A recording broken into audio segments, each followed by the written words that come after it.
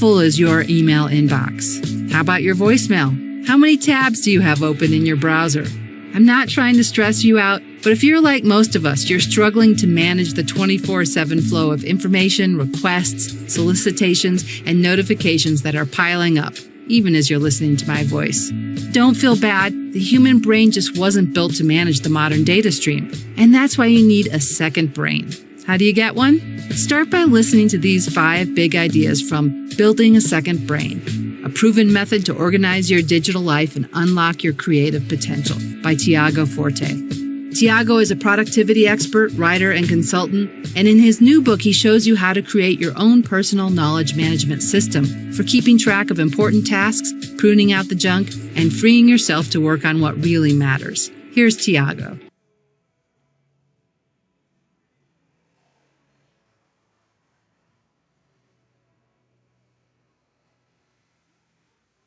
My name is Tiago Forte, and I am a productivity coach, teacher, writer, and expert in the field of personal knowledge management. I teach people how to create a second brain, my term for an app on your smartphone or computer where you save all your precious memories, insights, and life lessons, as well as excerpts from your reading and listening you want to revisit again. Think of it like a private journal or library filled with only the content you've decided is useful and relevant to you. By saving all of this valuable knowledge in one place, a piece of software can begin to act like an extension of your mind, a second brain. Anytime you need to produce an output, compose a piece of writing, make a wise decision, or reflect on what you've learned, all the material you need to do that is ready and waiting, synced across every device and searchable on command. I'd like to share with you 5 big ideas from my book, Building a Second Brain, including how having such a system can enhance your creativity, productivity, and even your peace of mind.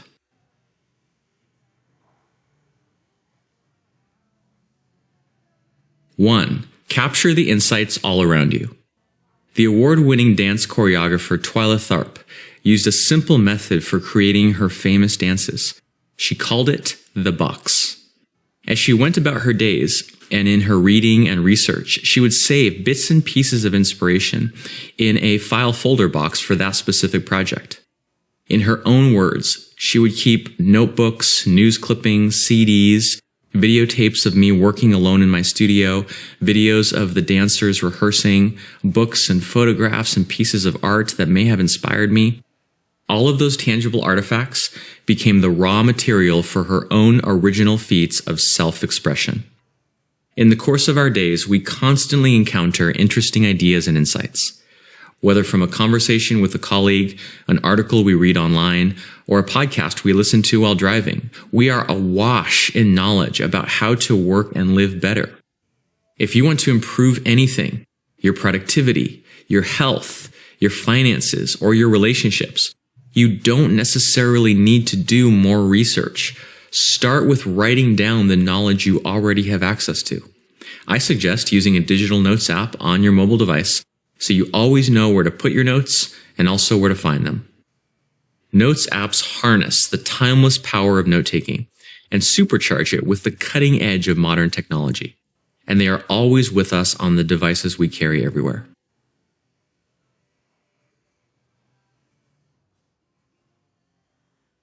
Number 2, think small. We're constantly told to think big and to set grand, audacious goals, but merely setting lofty goals doesn't change anything. We need to find a source of leverage that allows us to achieve more while putting in less and less effort over time if we ever want to enjoy the life we've created. Instead of thinking big, I advise you to think small. Specifically, what are the smallest building blocks of your work you can begin to collect as fuel for your imagination? Like a kid playing with Legos, the sheer number and variety of building blocks at your disposal directly contributes to the quality of the creative works you can produce. If your output is slide presentations, start collecting images, graphs, useful slide layouts, and stock photos. If you're a writer, start assembling ideas for stories, character sketches, and photos of interesting locations.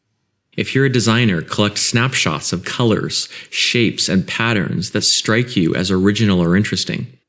When you sit down to create something new, it's too late to do a bunch of new research. That research needs to already be done. By collecting lots of building blocks at your fingertips, you'll have many options to choose from and never have to start from scratch. All that will be left is to assemble them together into something greater than the sum of its parts.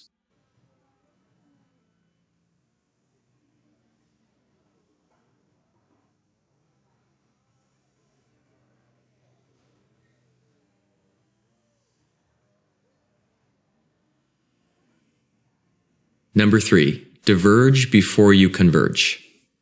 As part of our work or business, we know we have to solve problems creatively and converge on a final product at the end of the day, the week, or the month. Our professional success and our reputation depend on our ability to drive our efforts to completion. But before you shut off new sources of information and converge on an end result, take some time to diverge first. Expand your horizons. Expose yourself to diverse influences, and collect anything that resonates with you or that you find surprising.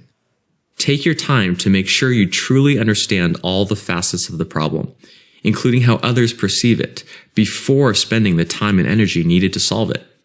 This process of divergence, followed by convergence, is present in every creative field. Writers diverge by collecting raw material for the story they want to tell, sketching out potential characters, and researching historical facts. They converge by making outlines, laying out the plot points, and writing a first draft. Photographers diverge by taking photos of things they find interesting, juxtaposing different kinds of photos together, or experimenting with new lighting or framing techniques.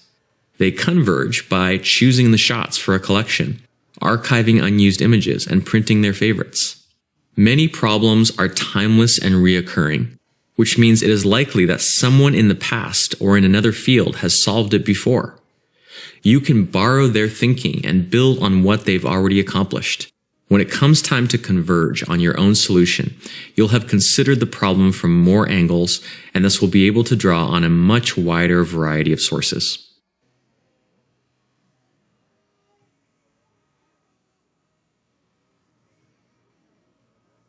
Number 4. Prune the good to surface the great. We often think we need to add more to improve the quality of our work. More research, more details, more supporting evidence, more explanation. But there is another way to find quality, by removing the merely good parts so the great ones can shine more brightly. Every idea has an essence, the heart and soul of what it is trying to communicate. It might take hundreds of pages and thousands of words to fully explain a complex insight, but there is always a way to convey the core message in just a sentence or two. For example, Einstein famously summarized his revolutionary new theory of physics with the brief equation E equals mc squared. This is the act of distillation, and it has been practiced by artists, sculptors, musicians, and scientists for hundreds of years. In whatever project or product you are working on, there's usually a core essence that is already good, but that soul of your idea can so easily get obscured by unnecessary details. If you want to make the outputs of your creativity better, consider stripping away whatever is not truly essential, while, of course, saving it in your notes in case it comes in handy in the future. Simpler ideas are easier to communicate, easier to improve, and easier for others to contribute to. The smaller and more succinct your ideas are, the more elegantly they can be applied to new situations.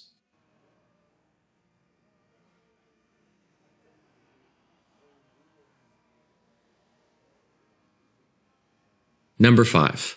You only know what you make. We live in a time of information overwhelm, but that syndrome is largely self-inflicted. We don't want to shut off the endless torrent of information, because although it does stress us out, it also provides a rich stream of education, connection, and community.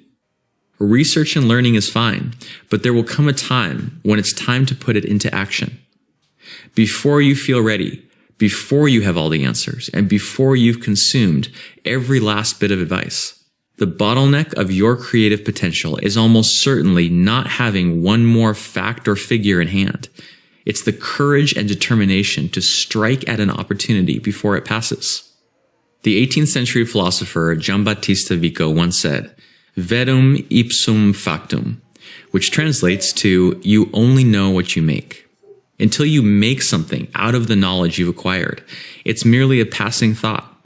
Until you've tested your theories, you'll never know if they truly work in the real world. That's why productivity is an essential part of creativity and learning, and why your second brain isn't just a storage system, but a system for taking action. Thank you for your time and attention, and I hope you enjoy my book, Building a Second Brain.